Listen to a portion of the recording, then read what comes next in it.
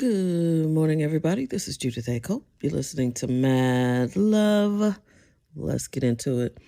So I was having a thought yesterday, I have a lot of thoughts, but I remember thinking yesterday, and I was about to podcast, but one of my friends called me, so I was going to have this ready and just schedule it to publish, but I wound up chatting with her and didn't get around to podcasting. So I had a thought yesterday about how difficult it was for me. I need to collect my thoughts. Okay. Let's go back. So right now I'm working for myself, and if you were around, which I'm wondering who still is listening after 8 years of this podcast. But if you go back to 2017, I was working for myself then. And I was doing marketing and I had clients, and, in real time, you'll hear how I'm finding out and discovering something's not quite right with my mom as early as 2017, which would put her at her 80th birthday. So one thing about Alzheimer's is it starts in your 30s and 40s. So by the time you're in your 70s and 80s, things are starting to show. So initially I noticed something about her when she was 72, and then by 80, I really could see the changes going on in her brain. So I'm working for myself. I'm super excited. And then I just realized in real time, like, oh my God, there's something not right with her. I lost a huge client. Like the transmission went out on my car. It was like so much stuff happening. And my mom her memory. So I started her on vitamins. I had her drinking oolong tea. I was doing all kinds of things because at this point I'm thinking she's just older. She just has an old people brain. And she had a terrible diet. And I kind of changed her diet. I kind of removed all the sugar. She hated that, but, and I don't think the chemicals in the sugar-free stuff is better, but that's what we did because, there was a dramatic effect on her cognitive abilities after real sugar. So like she could have some sugar-free cookies, things that didn't raise her blood sugar, it was okay. But once her blood sugar got high, she was just like a different person. And so I noticed that, and I changed her diet pretty dramatically, and we wound up cooking most of our meals. Well, me, and so anyway, this podcast is really not supposed to be about her, but this is my point. So I was talking to somebody that I used to work with yesterday, and I said, I went to film school. And she was like, yeah, I mean, I was in radio, TV, film too. And I was like, no, but I wanted to make movies. And people who really know me, since about the age of 17, all I've ever wanted to do was make movies. And so yesterday I was working on a video project. Check out our YouTube channel. It's Mugshots and Murders St. Louis. If you Google that, you should find our channel. Subscribe and go ahead and watch the video because it's pretty good, I think. But like, I'm finally doing a version of what I wanted to do when I was 17. So when I was working in the prosecutor's office, I kind of got pushed out of my original job, and I made up a job that was editing video primarily, but also audio redactions and PowerPoint. It was the most creative role, the only creative role in the prosecutor's office. And I made that job up for myself to great success. People were winning cases left and right, because you just show them the video and it's like, oh, your client did it. Look. And it's like, shit, and before then people would have to play CDs and stop them and DVDs and stop them at a certain, it was really, really unprofessional.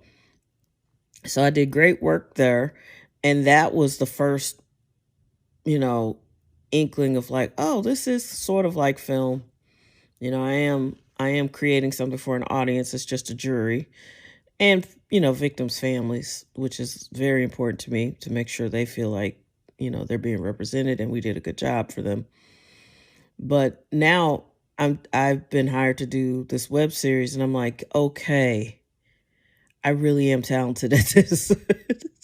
And I was thinking yesterday, I remember I was at home working on a screenplay in like 1992.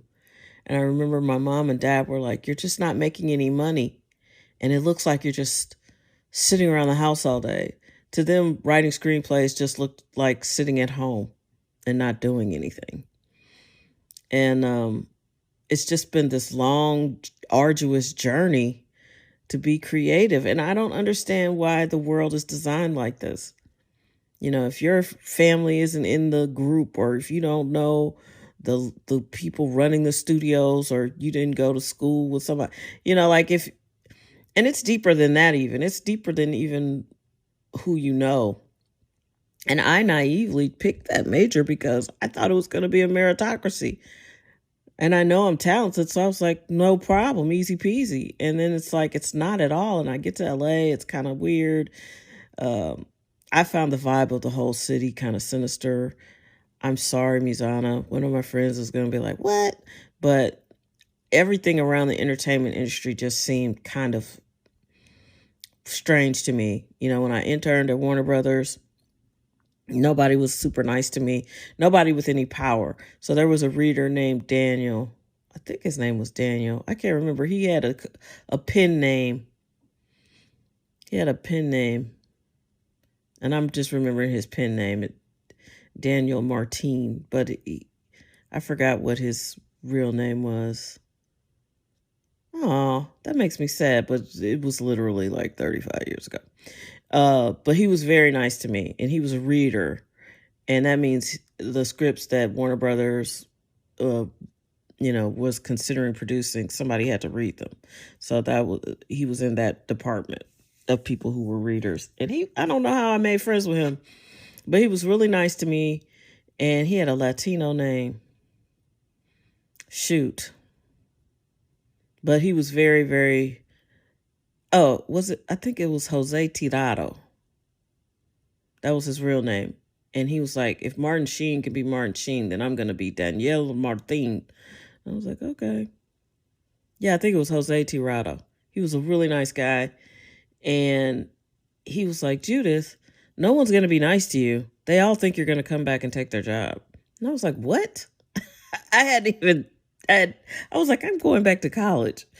This is a summer internship, and I don't want their jobs. I don't want to be an executive I would take it now, but at 19, 20, I was like, I don't want to do this. I want to make movies.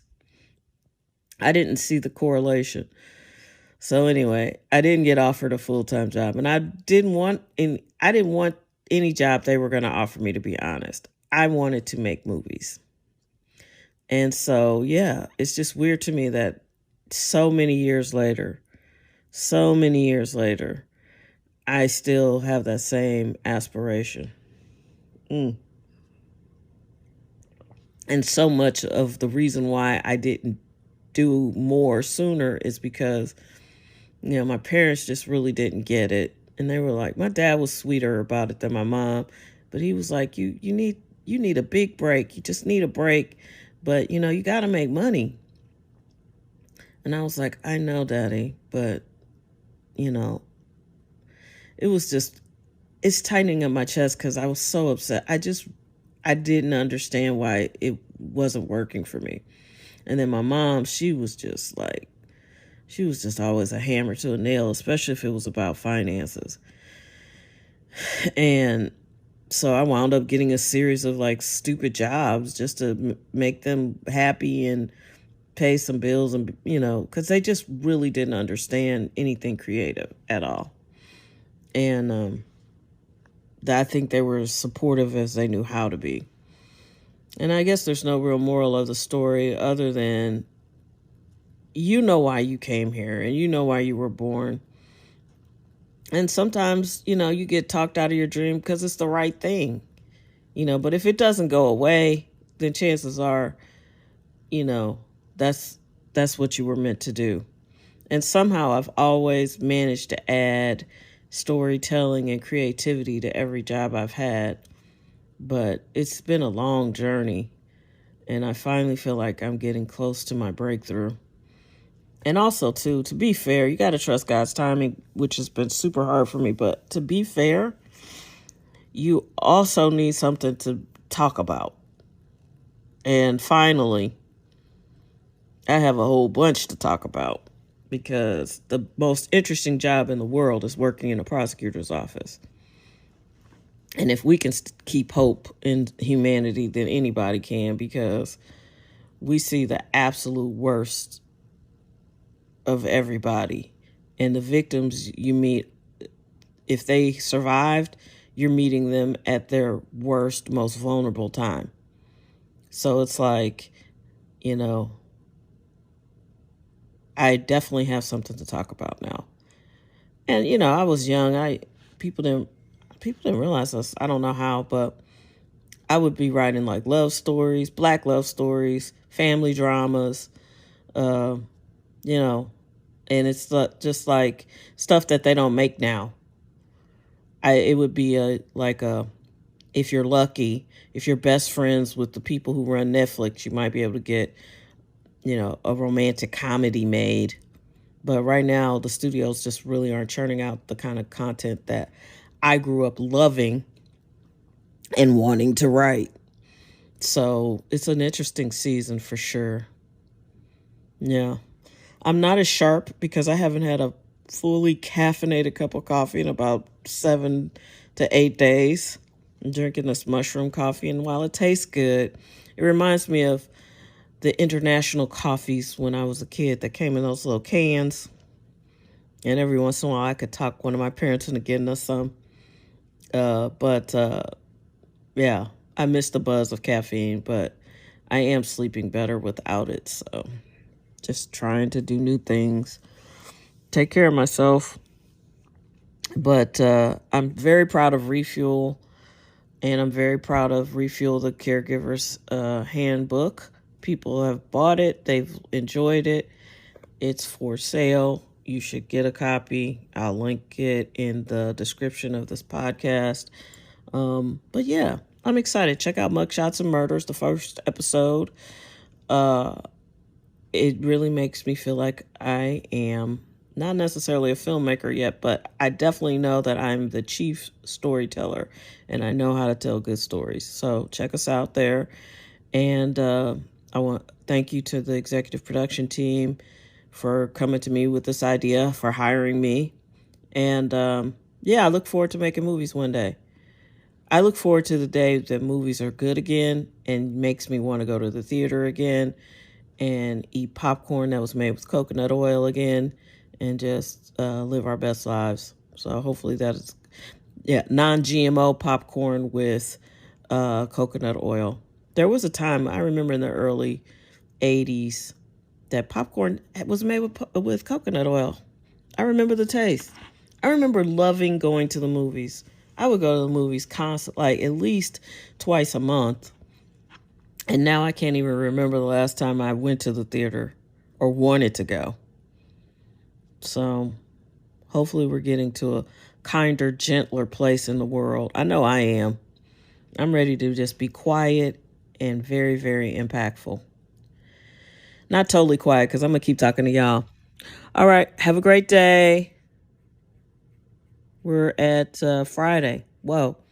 We're already at the first weekend of October. Time is flying. It be flying even when you don't be having that much fun.